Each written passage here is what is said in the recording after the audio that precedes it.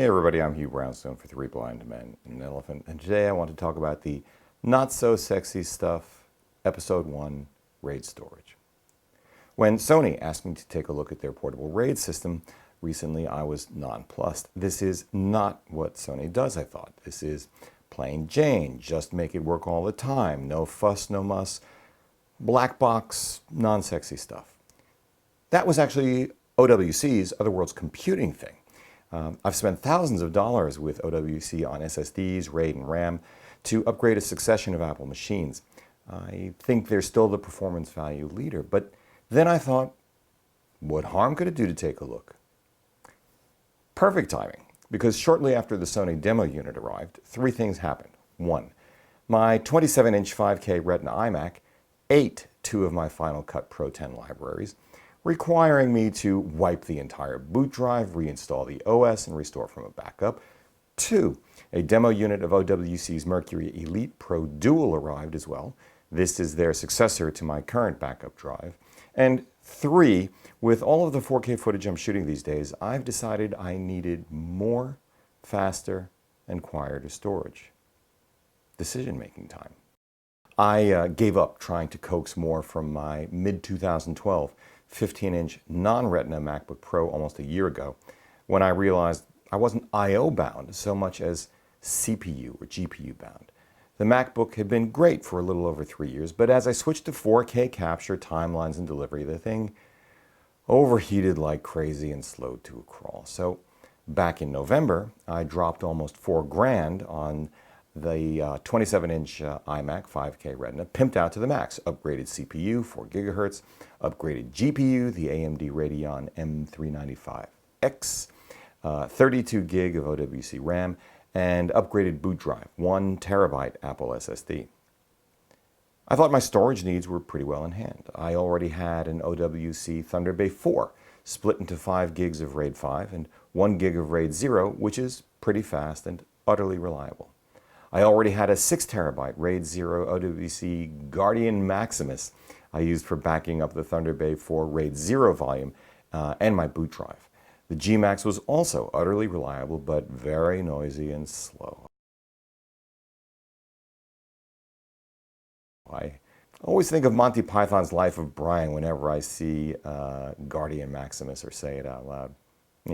Anyway, still, as I approached all 4K all the time, even that wasn't enough, exacerbated by the fact that my mics were picking up the fan and spinning drives noise, especially from the Guardian Maximus, requiring me to often turn them off when vlogging down here in the Batcave. But a 7200 RPM hard drive from one reputable manufacturer is kind of like a 7200 RPM drive from another, I figured, so going OWC again would be a slam dunk. I thought Sony would charge a premium for a unit which probably didn't offer any real advantages. I was wrong. There are a couple of buts, but here's how. That was the first but. 1. The Sony is much quieter than all of the OWC units. I could barely hear it.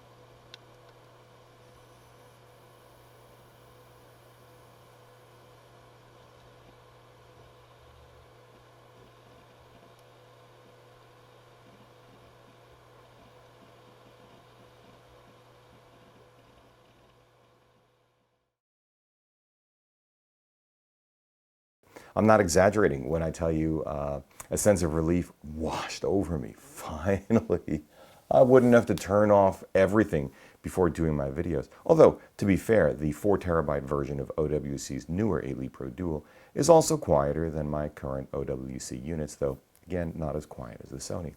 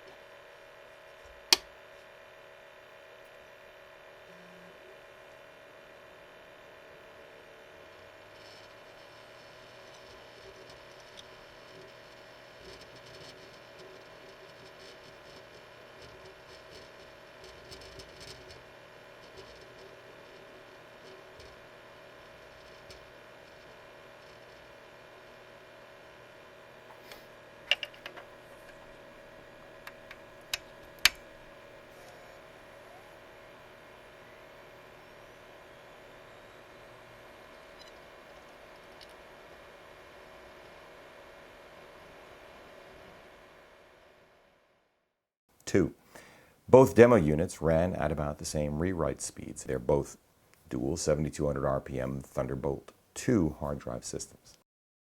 3, Sony confounded my expectations on price, coming in at almost $70 cheaper than the OWC unit, $379 to $448 on B&H website. Maybe this is a Thunderbolt 2 thing now that Thunderbolt 3 is out. The Sony is also better built and better looking. Not that the OWC is shabby, it's just that it's even less sexy than the Sony, which is still not sexy. On the other hand, as you move up to a more useful 6TB capacity, OWC regains its title of value leader with a price of $495 compared to the Sony's $547 6TB unit. There is a small, easily correctable caveat with the Sony unit. It needs to be formatted for the Mac in order to work reliably with Final Cut Pro X. It's fine for backing up and restoring files with its out-of-the-box exFAT format, but an Apple support person told me directly not to use it for Final Cut Pro until it was reformatted specifically for OS X. Now, this is no big deal, but definitely something to remember if you're a Final Cut Pro X user like me. That's kind of it. In the end, this really is not sexy stuff, nor particularly complicated.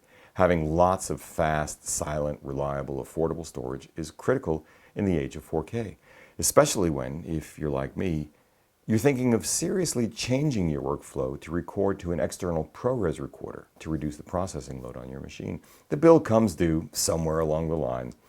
Say it with me now, there's no such thing as a free lunch. So, which one to buy?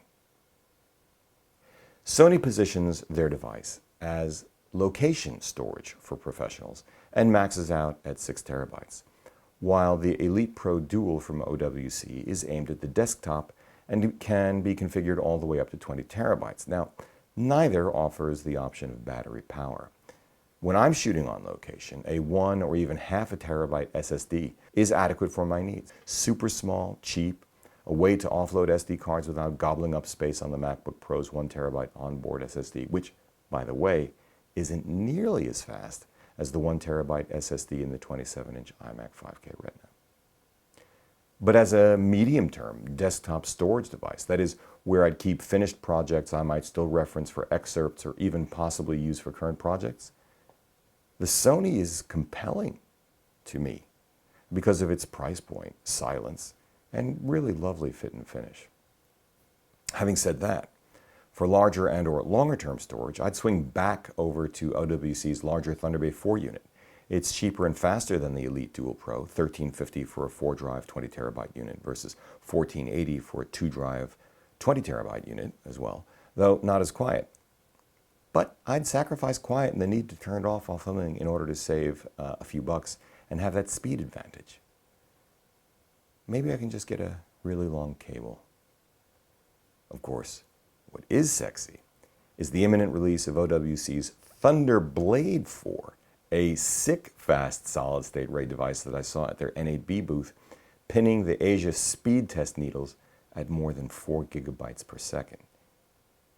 Yeah, I'm going to have to check that one out. I'm hearing around $1,300 for a 1 terabyte unit, pricing and read-write speeds to be confirmed.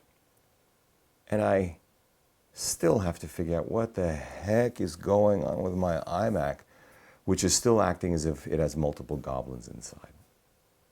Anyway, if you like what you've seen here today, give a thumbs up, subscribe, join the conversation, and please consider supporting our work by using our affiliate links or dropping us coffee money via PayPal. For 3 Blind Men and an Elephant, I'm Hugh Brownstone. See you next time.